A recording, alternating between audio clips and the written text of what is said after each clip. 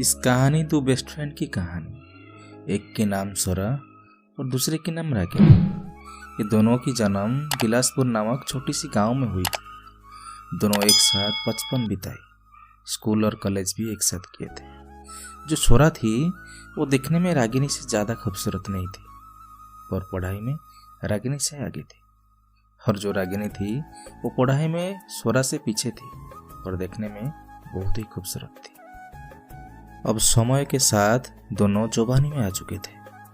गांव में दोनों सोरागिनी के नाम से जाने जाते थे। दोनों की कॉलेज भी खत्म हो चुका था। समर वेकेशन के साथ साथ दोनों अपनी छुट्टी मना रहे थे। उसी टाइम सोरा के लिए कंपनी से जॉब ऑफर हुआ, इसलिए कुछ दिनों के बाद सोरा को जॉब ज्वाइन करने के लिए रागिनी से दूर होकर शहर जाना पड़ा। दोनों एक दूसरे से दूर होकर कुछ ज़्यादा ही अपसेट थे।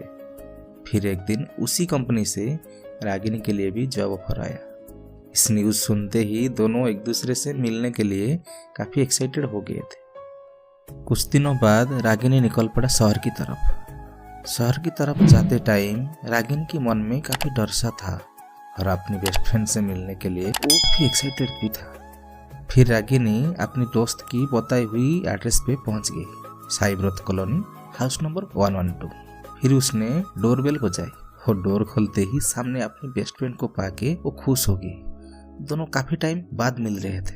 एक्साइटेड होके दोनों दरवाजा पे खड़ी होकर कुछ देर बात करने लगे। बात करते करते रागिनी की नजर उसी घर की दूसरी कमरे में पड़ा। तो उसने देखा एक लड़का अपने लैपटॉप में कुछ काम कर रहा था। फिर रागिनी ने सोरा से पूछ दिया कि ये लड़का कौन है। फिर सोरा की शक्ल देखने लायक थी। उसकी चेहरे पे तो बार बज गए थे। वो सोचने लगी थी कि शायद रागिनी घर पे किसी से ना बता दे।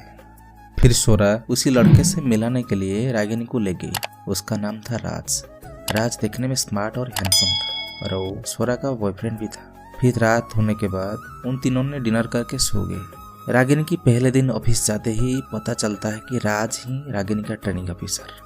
ट्रेनिंग के काफ़ी टाइम बाद ट्रेनिंग चलते चलते रागिनी और राज के बीच काफ़ी क्लोजनेस भी बढ़ गया था। रागिनी ने एहसास करने लगी थी कि राज उसे लाइक करने लगा था। समय के साथ साथ रागिनी भी उसकी तरफ पिघलने लगी थी। फिर एक दिन सोरा मार्केट गई थी। रागिनी अपनी रूम में अपने भीगी हुई बालों को सुखा रही थी। तभी राज पीछे से आके रागिनी को हग कर लिया और उसकी कमर को पकड़ के उसकी नेक पे किस करने लगा। उसकी सांस की गर्मी से रागिनी के शरीर की तापमान बढ़ने लगी थी। वो अपने होश खोने लगी थी। वो उसे नहीं रोक पा रही थी, शायद वो उसे रोकना ही नहीं चाहती थी।